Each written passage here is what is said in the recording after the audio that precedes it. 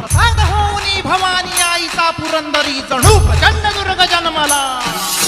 दर्यान भामधून सप्त सागरामधून घोष शंभू शंभू येऊ लागला खर खर तरी हळवा